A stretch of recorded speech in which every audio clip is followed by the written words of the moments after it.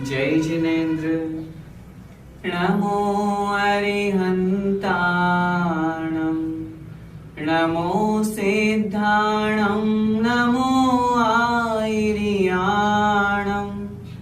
नमो उवज्जायाणं, नमो लोये सव्साहूणम्। पंच परमेष्ठी भगवान की जय हो।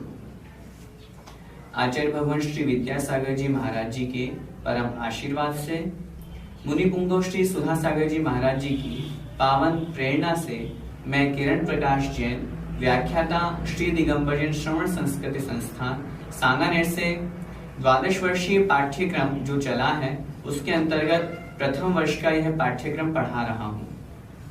भाग 2 में खंड 2 चल रहा है, जिसके अंतर्गत पाठ 4 में 2 पार्ट हैं।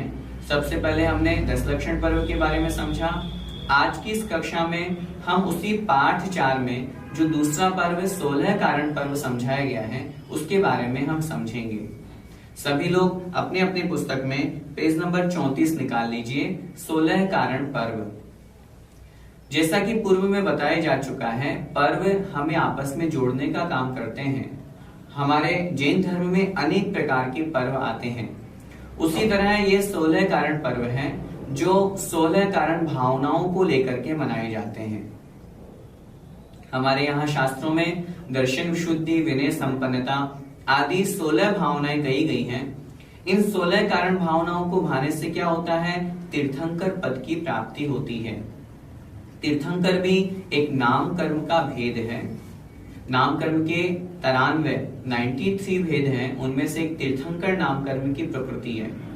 जब सम्यक दृष्टि जीव 4थे गुण स्थान से लेकर के 8वें गुण स्थान के 6ठे भाग तक तीर्थंकर प्रकृति का बंध होता है, जब कोई सम्यक दृष्टि जीव अथवा मुनि महाराज इन 16 कारण भावनाओं का भाते हैं, इनको अपने जीवन में ग्रहण करते हैं और बार बार इनका चिंतन करके अपने जीवन में लाते हैं, उस समय उन्हें तीर्थंकर प्रकृति का बंध होता है।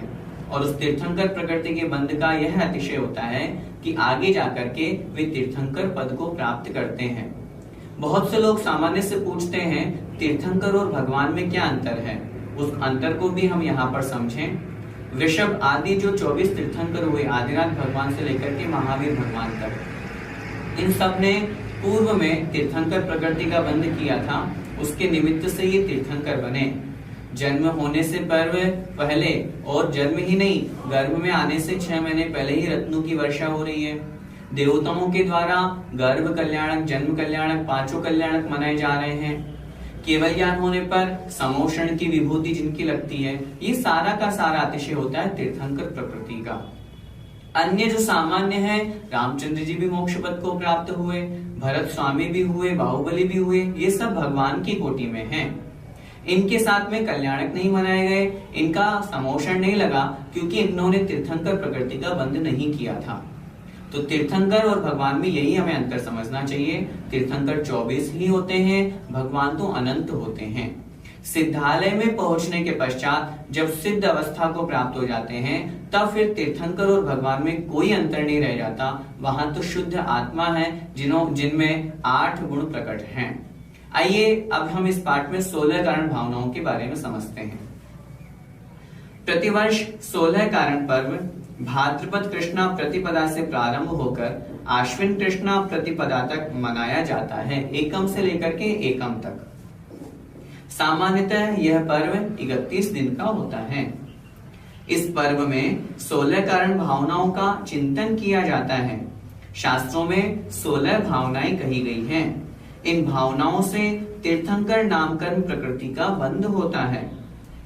इस कर्म प्रकृति के उदय से समोशरण एवं पंच कल्याणक रूप विभूति प्राप्त होती है। हम समझते ही हैं पंच कल्याणक, गर्भ, जन्म, तप, ज्ञान और मोक्ष, ये 5 कल्याणक होते हैं। कल्याणक उसे कहते हैं जिस पर्व को मनाने के लिए देवतागण अपने पूरे लवाजमे के साथ में स्वर्ग से आते हैं, वह कल्याणक कहलाता है। तीर्थंकर प्रकृति के निमित्त से ये विशेष अवसर उन्हीं जीवों को प्राप्त होते हैं। अब हम इन्हीं भावनाओं का विवेचन पढ़ते हैं। सबसे पहली भावना है दर्शन विशुद्धि भावना। इस भावना का होना आवश्यक है, क्योंकि इसके न होने पर और शेष सबके अथवा कुछ के होने पर भी तीर्थंकर प्रकृति का बंध नहीं होता है।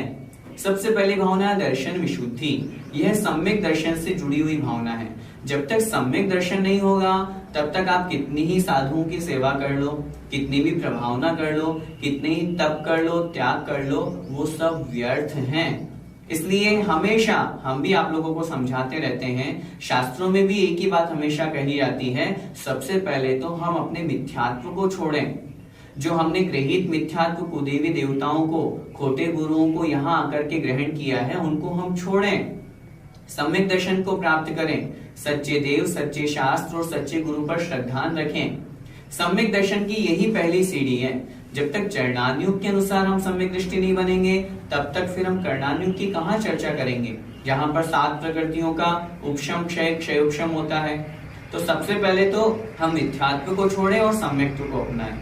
दर्शन विशुद्धि की परिभाषा देखें। दर्शन शब्द का अर्थ है यथार्थ श्रद्धान, अर्थात जिनेंद्र देव द्वारा बताए गए मार्ग का 25 दोषों से रहित और 8 अंगों से सहित पूर्ण श्रद्धान करना ही दर्शन विशुद्धि भावना है।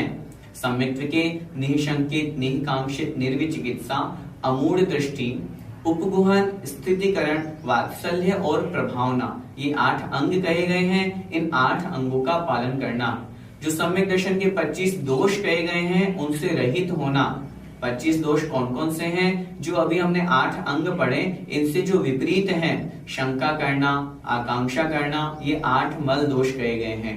8 प्रकार के जो मद कहे गए हैं, ज्ञान का मद, कुल का मद, जाति का मद, ये 8 मद।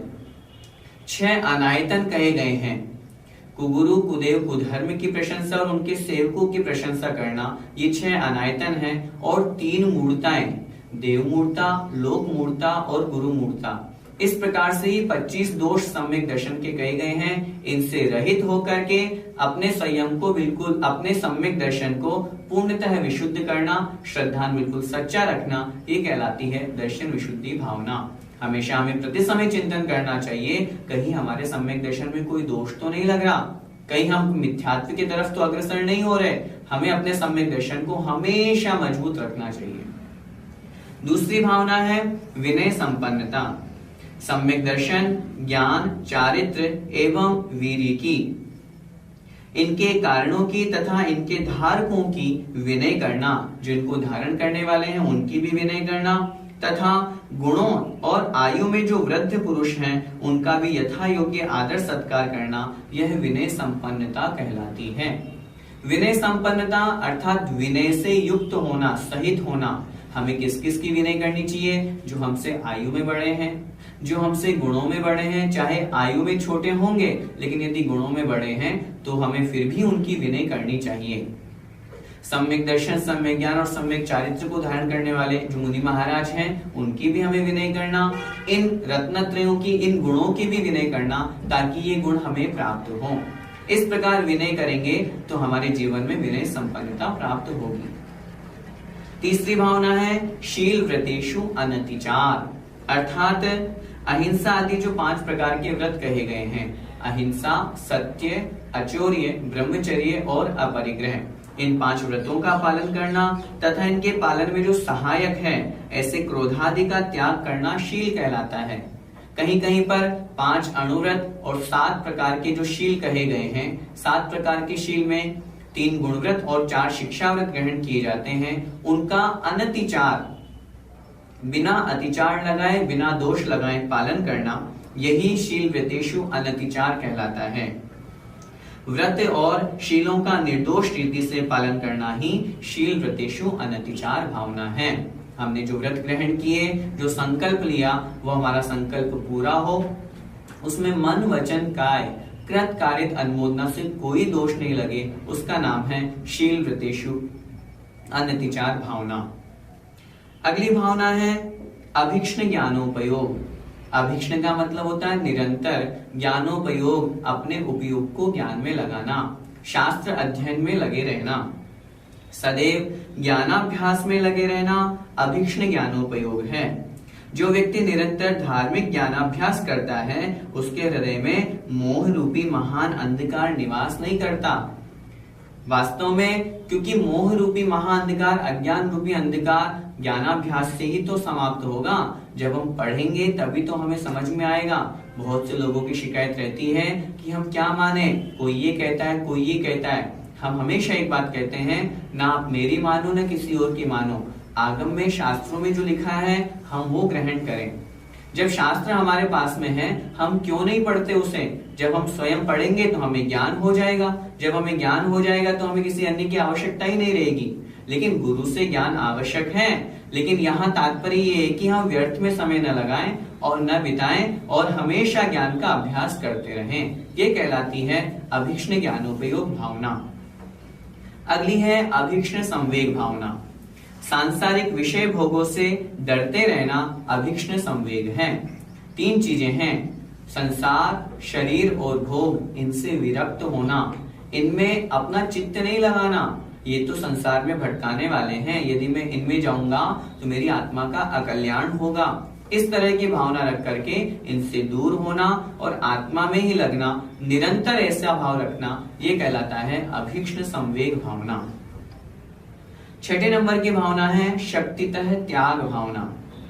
अपनी शक्ति को न छिपाते हुए आहार, औषधि, अभय और उपकरण आदि का दान देना, यह शक्तितः त्याग भावना है। हम गृहस्थ में हैं, हम गृहस्थ में यदि इन चार प्रकार के दान को अपनाते हैं, करते हैं, तो हमारा वास्तव में गृहस्थ में उत्तम त्याग धर्म सिद्ध होता है। जो चार प्रकार का दान कहा गया है, अपनी शक्ति के अनुसार, अपनी शक्ति को नहीं छिपाते हुए। कितना हमें दान देना चाहिए? आचार्यों ने शास्त्रों में लिखा, उत्कृष्ट दान देना चाहिए अपनी आय का 1/25 भाग, चौथा अंश। यदि इतना नहीं कर सकते तो मध्यम दान कितना करना चाहिए? अपनी आय का 1/16 भाग, लगभग 6%, छठा भाग। और यदि इतना भी नहीं कर सकते हम, तो हम क्या करें? हम कम से कम जघन्य दान, अपनी आय का 1/10 भाग, कम से कम 10वां भाग तो हम दान करें ही करें। यह जघन्य दान कहा गया है। दान कहाँ करना चाहिए? जहां उसकी आवश्यकता है। यदि हम सूरज के सामने दीपक दिखाएंगे तो हमारा दीपक दिखाना व्यर्थ है। यदि जिसने भोजन कर लिया है, हम उसको यदि भोजन कराएंगे तो हमारा उसको भोजन कराना व्यर्थ है। जहां आवश्यकता है वहां हमें दान देना चाहिए। ऐसे स्थान पर दान देना चाहिए जहां पर आपके पैसों की आवश्यकता है, आपके ज्ञान की आवश्यकता है, आप जो आहार आदि दे रहे हैं उनकी आवश्यकता है। 4 प्रकार के दान कहे गए हैं, उस अनुसार अपनी शक्ति के अनुसार उनका त्याग करना, वह कहलाता है शक्तितः त्याग भावना। अगली भावना है शक्तितः तप भावना। शक्ति के अनुसार तप करना, अपनी शक्ति को न छिपाकर मोक्ष मार्ग में जो उपयोगी है ऐसे तप अनुष्ठान को करते रहना, ये कहलाती है शक्तितः तप भावना। जो हमने पहले 10 लक्षण पर्व के चैप्टर में, पाठ में जो हमने समझा था, उत्तम तप धर्म, अपनी शक्ति के अनुसार उन 12 तपों को तपना। यदि हम उपवास करने की हमारी सामर्थ्य नहीं है, हम एकासन करें। एकासन भी करने की सामर्थ्य नहीं है, हम 2 समय का संकल्प लें कि हम 2 बार ही मुंह झूठा करेंगे। धीरे धीरे अपनी शक्ति को हम पहचानें। आचार्य भगवान शांति सागर जी महाराज को देखो, उन्होंने अपने जीवन में 9,938 उपवास किए मुनि दीक्षा काल में। 35 वर्ष का उनका कुल समय रहा, कुल काल रहा, उसमें उन्होंने 27.5 वर्ष लगभग तो उपवास में ही निकाल दिए। इतनी कठोर तपश्चर्या करते थे। हमारे अंदर भी शक्ति है, सिर्फ पहचानने की आवश्यकता है। हम इस तरह के तप तपेंगे तो हमें अपनी शक्ति की पहचान होगी, इच्छाओं से हम दूर रहेंगे, आत्मा के बारे में, आत्मा के कल्याण की तरफ हमारा मन जाएगा, जिससे हम संसार शरीर भोगों से रहित होंगे, जिससे हमारी आत्मा का कल्याण होगा। यह भावना है शक्तितस्तप भावना। अगली भावना है साधु समाधि भावना। दिगंबर साधु के तप में उपस्थित आपत्तियों का निवारण करना तथा उनके संयम की रक्षा करना, यह कहलाती है साधु समाधि। साधु से तात्पर्य जो निर्ग्रंथ दिगंबर है, 28 निर्गुणों का पालन कर रहे हैं, वे मुनि महाराज यदि तपस्या कर रहे हैं तो उनकी तपस्या में विघ्न नहीं डालना, अपितु उनकी तपस्या की रक्षा करना। कोई विघ्न उपस्थित होने वाले कारण वहां पर होते हैं तो उन्हें दूर करना, यह कहलाती है साधु समाधि भावना। वैयावृत्यकरण, गुणी पुरुषों की साधना में आने वाली कठिनाइयों को दूर करने का प्रयत्न करना एवं उनकी सेवा शुश्रूषा करना, ये कहलाती है वैयावृत्यकरण भावना। हम श्री कृष्ण जी का जीवन चरित्र पढ़ते हैं। श्री कृष्ण जी को तीर्थंकर प्रकृति का बंध हुआ। जब वहां हमने पढ़ा तो हमें ज्ञात हुआ कि वो सब मुनि महाराजों की वैयावृत्ति किया करते। कहते हैं श्री कृष्ण को तीर्थंकर प्रकृति का बंध इसी कारण से हुआ था। श्री कृष्ण जो हैं वो नारायण थे। उन्होंने देखा एक मुनि महाराज हैं, उन्हें भयंकर व्याधि सता रही है, कोई रोग हो गया। वैद्य ने जो दवाई दी उस दवाई को लेने में बड़ा कड़वाहट लगता था, वो दवाई बड़ी कड़वी थी। सामने से सीधा देने से वो मुनि महाराज ले नहीं पाते थे, उन्हें वोमिट हो जाता था। श्री कृष्ण नारायण के मन में उन महाराज के प्रति बड़ी करुणा भाव, वात्सल्य भाव हुआ और वैयावृत्ति के निमित्त उन्होंने मोदक अर्थात लड्डू के अंदर वो दवाई रख करके दी, ताकि वो लड्डू के बहाने वो दवाई अंदर चली जाए और उन मुनि महाराज का वह रोग दूर हो जाए। इस निमित्त से श्री कृष्ण को तीर्थंकर प्रकृति का बंध हुआ। तो वैयावृत्यकरण एक महत्वपूर्ण भावना है। इसके बाद में अरहत भक्ति। अरहत का मतलब अरिहंत भगवान की भक्ति करना, उनकी स्तुति करना। आचार्य भक्ति, जो दिगंबर आचार्य हैं, जो 36 मूलगुणों का पालन करते हैं, जो संघ के नायक होते हैं, जो संघ में शिक्षा और दीक्षा देते हैं, वे आचार्य भगवान कहलाते हैं। उनकी भक्ति करना, उनकी स्तुति करना, उनका गुणानुवाद करना, ये कहलाती है आचार्य भक्ति। बहुश्रुत भक्ति। बहुश्रुत का तात्पर्य होता है जिन्हें बहुत ज्ञान होता है, अर्थात जो 11 अंग 14 पूर्व के ज्ञाता होते हैं, जो उपाध्याय परमेष्ठी होते हैं, जो आचार्य की आज्ञा से जिन्हें उपाध्याय पद दिया जाता है और जो संघ में रह करके अपने आचार्य की आज्ञा से अन्य शिष्यों को पढ़ाने का कार्य करते हैं, वे उपाध्याय कहलाते हैं। उनकी भक्ति करना, स्तुति करना, ये कहलाती है बहुश्रुत भक्ति। अगली है प्रवचन भक्ति। प्रवचन का तात्पर्य है जिनवाणी, प्रकृष्ट वचन, जो आचार्य भगवंतों ने शास्त्रों में लिखे हैं, जो जिनेंद्र भगवान के माध्यम से उपदेश से हमें प्राप्त हुए हैं, ऐसे वचन जो जिनवाणी हैं, उसकी स्तुति करना, उसे पढ़ना पढ़ाना, उसका स्वाध्याय करना। चारों भक्तियों को यहाँ पर क्रमशः दिया हुआ है। अरिहंत, आचार्य, बहुश्रुत, प्रवचन अर्थात शास्त्र। इन चारों में शुद्ध निष्ठा पूर्वक अनुराग रखना ही अरिहंत, आचार्य, बहुश्रुत और प्रवचन भक्ति है। बहुश्रुत का अर्थ उपाध्याय है और प्रवचन का अर्थ जिनवाणी है। इनकी प्रति भक्ति करना, इनकी स्तुति करना। जिनवाणी की भक्ति कैसे की जाती है?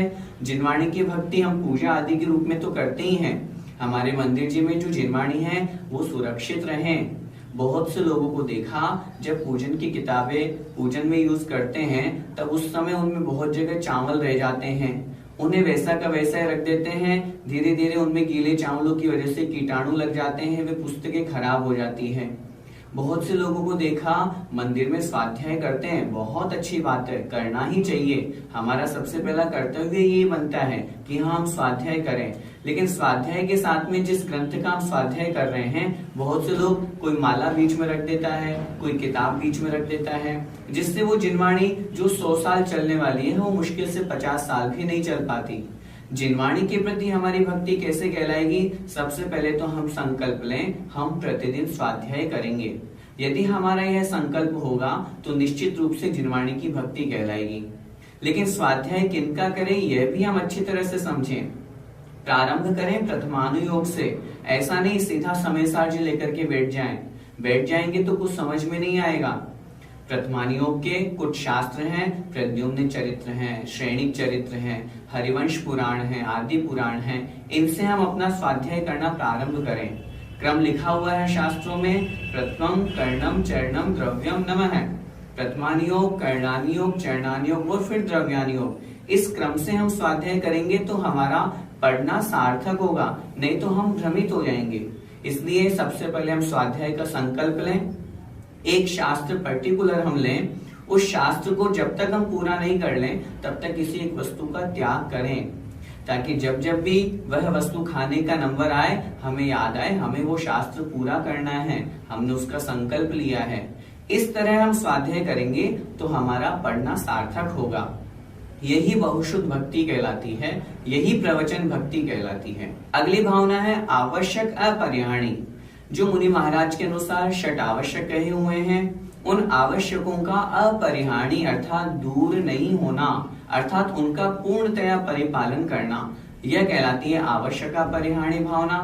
देखें कौन कौन से हैं वे षट आवश्यक मुनि महाराज के। सामायिक, चतुर्विंशति स्तव, वंदना, प्रतिक्रमण, प्रत्याख्यान और कायोत्सर्ग। ये जो मुनि महाराज के 6 आवश्यक कहे गए हैं, इन 6 आवश्यक क्रियाओं को यथाकाल अविच्छिन्न रूप से करते रहना आवश्यका परिहाणी है। अविच्छिन्न का तात्पर्य होता है बिना रुके निरंतर करते रहना, क्योंकि ये आवश्यक है, कंपलसरी है, मुनि महाराज के मूल गुण में आते हैं। इसलिए मुनि महाराज को तो ये करना अनिवार्य है ही सही। हम गृहस्थों के लिए भी जो षट आवश्यक कहे गए हैं, देव पूजा, गुरु उपासना, स्वाध्याय, संयम, तप और दान, इन षट आवश्यकों को करना, इन षट आवश्यकों में किसी तरह का कोई दोष नहीं लगाना, ये कहलाती है आवश्यका परिहाणी भावना। इसके बाद में है मार्ग प्रभावना। मार्ग से तात्पर्य जो जिनेंद्र भगवान का जिन मार्ग है, मोक्ष मार्ग है, उसकी प्रभावना करना, उसको जितना हो सके उद्घाटित करना, लोगों के बीच पहुंचाना। परिभाषा दे रहे हैं, अपने श्रेष्ठ ज्ञान और आचरण से मोक्ष मार्ग का प्रचार प्रसार करना, यही मार्ग प्रभावना है। हमें यदि ज्ञान है, जैसे कि हम हैं, जैसे कि श्रवण संस्कृति संस्थान है, ज्ञान के क्षेत्र में आज अग्रणी है और देश विदेश में अपना ज्ञान का प्रचार प्रसार कर रहा है, यह निश्चित रूप से मार्ग प्रभावना है। चारित्र के माध्यम से भी मार्ग की प्रभावना की जाती है। आचार्यों ने शास्त्रों में लिखा है, यदि कोई मुनि महाराज हैं, वे तपस्या कर रहे हैं, तपस्या करते करते 7 दिन हो गए, 10 दिन हो गए, ध्यान में लीन हैं, अन्य लोग जब देखते हैं तो उनकी तपस्या की भूरी भूरी प्रशंसा करते हैं। जब उन्हें पता चलता है ये तो सच्चे जिन धर्म के आराधक हैं, तो उन्हें अपनी आत्मशक्ति का परिचय होता है, जिन धर्म के प्रति उनका महत्व जागृत होता है और वे बहुत प्रभावित होकर के बहुत लोगों के द्वारा जिन धर्म स्वीकार किया जाता है। इस प्रकार यह कहलाती है मार्ग प्रभावना। अंतिम भावना है प्रवचन वात्सलत्व। प्रवचन का तात्पर्य होता है जिनवाणी। यहाँ पर हमें अर्थ ग्रहण करना है, जो हमारे साधर्मी भाई बंधु हैं उनके प्रति आपस में वात्सल्य भाव होना, प्रेम भाव होना। देखें परिभाषा, गाय के बछड़े की तरह साधर्मी जनों से निश्चल निष्काम स्नेह रखना, यही प्रवचन वात्सलत्व है। कितना अच्छा उदाहरण दिया, जैसे गाय और बछड़े का। गाय और बछड़े का उदाहरण क्यों दिया जाता है? क्योंकि गाय अपने बछड़े से प्रेम करती है, लेकिन इस भाव के साथ में नहीं करती कि मैं बड़ी हो जाऊंगी, बूढ़ी हो जाऊंगी तो ये मेरी सेवा करेगा। उसी तरह का प्रेम हमें आपस में साधर्मी बंधुओं में करना चाहिए। एक माता पिता का अपने पुत्र के प्रति भी ऐसा ही स्नेह होना चाहिए। अपने हम साधर्मी जनों में भी जो वात्सल्य रखें वो इस तरह का रखें, कोई द्वेष बुद्धि ना हो, कोई किसी अन्य प्रकार की इच्छा ना हो। निश्चल निष्काम प्रेम जहाँ होता है, वास्तव में वही वात्सल्य है। वात्सल्य यह जो शब्द है, ये हमें वासना से दूर होने की भी प्रेरणा देता है। वासना प्रेम नहीं है, वासना तो एक अभिशाप है। हम उससे दूर होकर के आत्मिक अनुराग करें, गुणों से अनुराग करें, वास्तव में वही प्रेम सच्चा प्रेम कहा गया है। इस प्रकार साधर्मी जनों से जब प्रेम होता है, स्नेह है, जो निश्चल और निष्काम है, वही वात्सल्य कहलाता है, प्रवचन वत्सलत्व कहलाता है। इस प्रकार आज की कक्षा में हमने ये 16 भावनाएं पढ़ी। इन 16 भावनाओं को पढ़ने से क्या हुआ, क्या समझा हमने ये समझा, इनको भाने से तीर्थंकर प्रकृति का आश्रय होता है। तीर्थंकर प्रकृति का जो जीव बंद करते हैं, जब उस तीर्थंकर प्रकृति का उदय आता है तब तो वे तीर्थंकर बनते ही बनते हैं। उससे पूर्व ही देवता गुणों के द्वारा उनकी कल्याणक मनाए जाते हैं। जब वे तीर्थंकर बनते हैं तो समोषण की सभा उनकी लगती है। इस प्रकार इस तीर्थंकर प्रकृति का बहुत बड़ा अतिशय होता है। हम भी अपने जीवन में इन 16 कारण भावनाओं को अपनाएं। सबसे पहली भावना, सबसे महत्वपूर्ण भावना जो है वह है दर्शन विशुद्धि भावना। यदि पहली भावना है तो अन्य शेष 15 भावनाएं कार्यकारी हैं। यदि पहली भावना नहीं है तो अन्य शेष 15 भावनाएं किसी काम की नहीं है। इसलिए सबसे महत्वपूर्ण है दर्शन विशुद्धि। जब तक दर्शन विशुद्धि नहीं होगी, जब तक हमें सम्यक दर्शन नहीं होगा, तब तक अन्य हम कितनी भी क्रियाएं कर लें वो सारी की सारी हमारी क्रियाएं व्यर्थ हैं। इसलिए हम इस बात को बहुत अच्छी तरह से समझें, मिथ्यात्व से दूर हों, सबसे पहले अपने सम्यक दर्शन को मजबूत करें और फिर इन भावनाओं में से हमारी जितनी शक्ति है, हम जितना कर सकते हैं उन भावनाओं को हम भाएं। भावना शब्द हमें बता रहा है प्रति समय चिंतन करना, प्रति समय भाना। ऐसा नहीं कि एक बार धर्म प्रभावना कर दी, ऐसा नहीं कि एक बार वैयावृत्ति कर दी। जब भावना होती है, भावना का मतलब धुन लग जाना, कंटिन्यू बार बार करते रहना, उसका नाम है भावना। इन भावनाओं को पढ़ करके हमारे जीवन में परिवर्तन आना चाहिए। हम भी 16 कारण भावनाओं को भा करके तीर्थंकर प्रकृति का बंद करें। इसी मंगलमय भावना के साथ जय जिनेंद्र।